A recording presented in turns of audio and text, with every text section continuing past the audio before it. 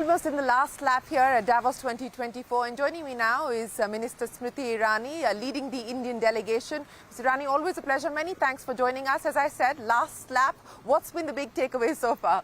I think that India has made a very, very solid case for investments, not only in green energy. Hardeep Puri has been a hit in the Biofuel Alliance back home, but also I think his engagements with regards to green energy prospects, investments, responsible fiscal engagements in the segments of R&D, more and more transparency in engagements between oil companies and policymakers. That being said, Minister Vaishnav obviously leveraged the digital stack and the opportunity in digital infrastructure and investments that are to come through in that.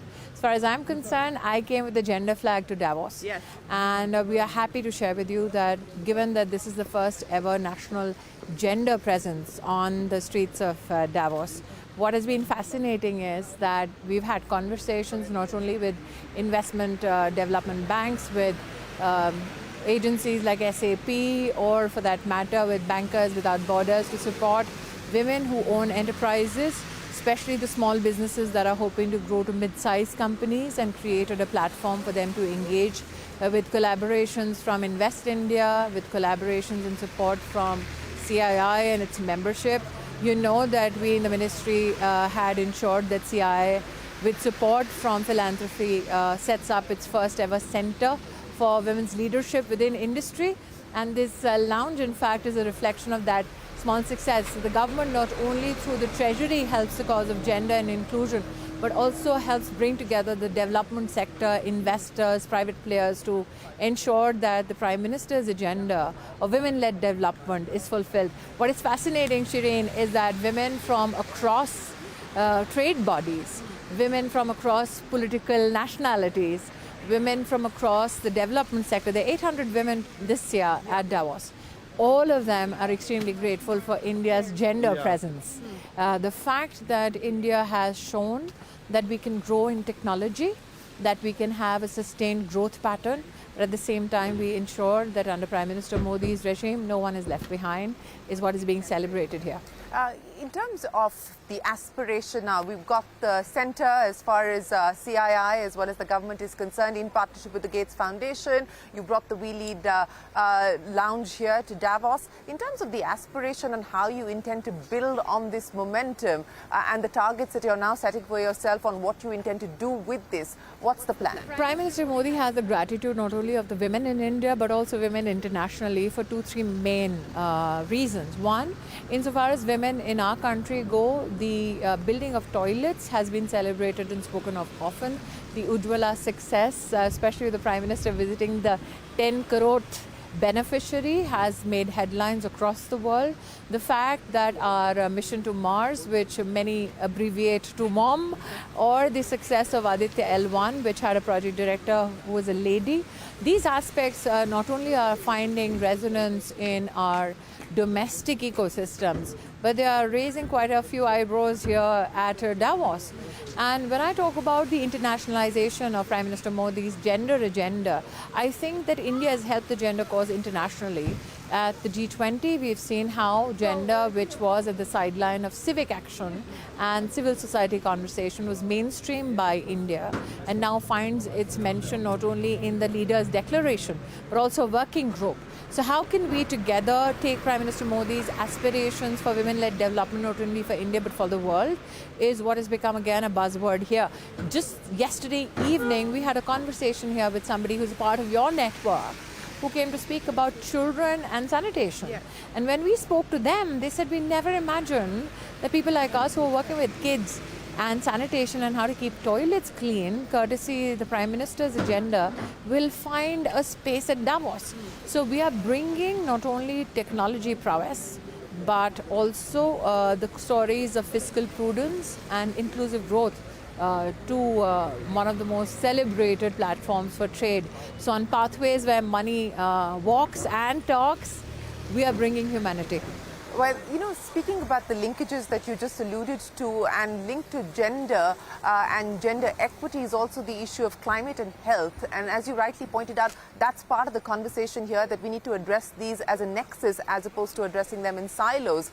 What's the view, what's the take on that? How do you intend to connect the dots and bridge the gaps? I think Prime Minister Modi's success with the global climate agenda and India's participation in it has been also a topic of conversation in many rooms that we've been in.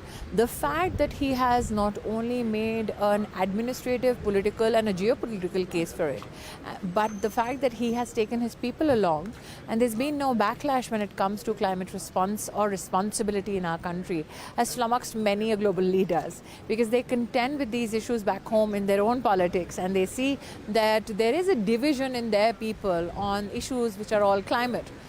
Secondly, I think that the fact that our climate action has mostly been, in fact 100% been funded by us as India and Indians go, has also created quite an interest that there is an approach that Prime Minister Modi throws of sustainable living, sustainable ways of doing business, and that development need not be sacrificed at the altar of sustainability. That being said, he's also become a voice for the global south and emerging economies around the world to tell those who have developed at the cost of climate that pay up.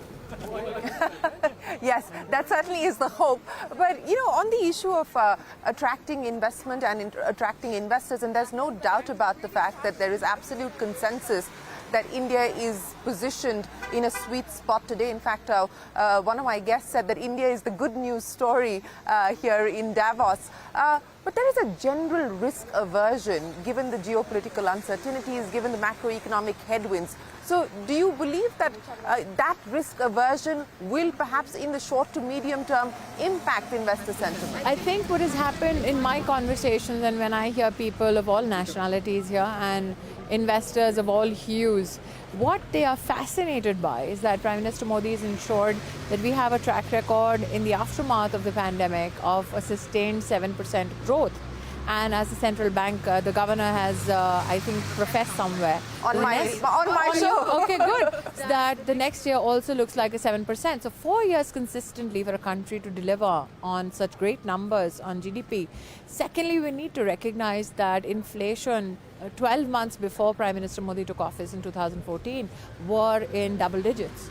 So to one, have assured growth, two, to control inflation, and the numbers that are projected for the next fiscal year also look promising, but at the same time indulging in reform, making his digital structures perform not only for businesses but also for delivering social justice. And I think that's what makes him a global star on not only doing business better but also on saving lives, because we were in rooms where people were talking about the fractured and fragmented world today and the headwinds because of that pressure.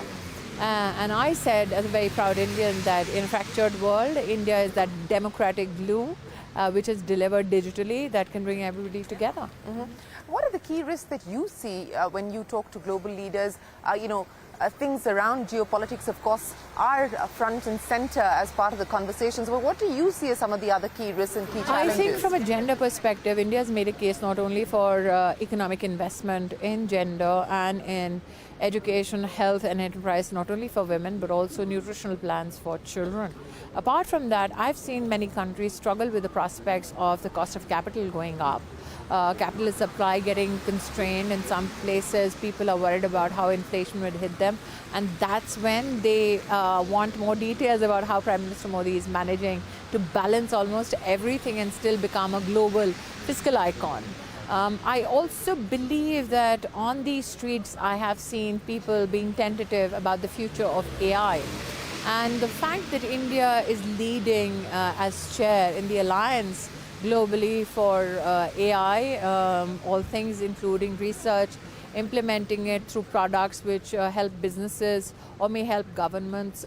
There is a little bit of a murmur as to what the future holds when AI is leveraged. But as Prime Minister Modi says, that we are in a government that listens, we are a government that learns, and then we leverage. So there has been appreciation for Prime Minister Modi's position that let's ensure that there is responsible use of AI. Let's also ensure that if in a world where we are bothered about deep fakes, we ensure that we have more and more promotion of watermarked AI products, But at the same time, he's one of the first and possibly the only leaders in the world currently in office who has leveraged AI for public engagement. You know, he gave a speech in Hindi which got simultaneously through Bhashini translated into Tamil. That is fascinating for global leaders, because here is a man who's putting his political capital at stake for a technology that many are tentative about.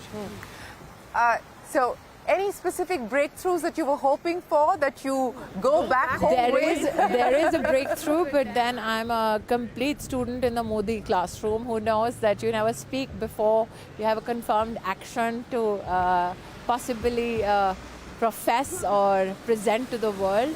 But we in India, and especially a part of Team Modi, are known to never walk away empty-handed. We are coming back with not only interest in investments, we are coming back with interest in aligning more diligently with India for causes that will be for not only public good in India, but for the greater good globally. Well, I look forward to hearing more from you on that breakthrough. But Smriti Irani, always a pleasure. Appreciate you joining us here on CNBC-TV18, and we wish you the very best of luck. Thank you so much. We are going to take a break. The conversations will continue here on CNBC-TV18. As I pointed out, we're in the last lap here at Davos. Back in a moment with more.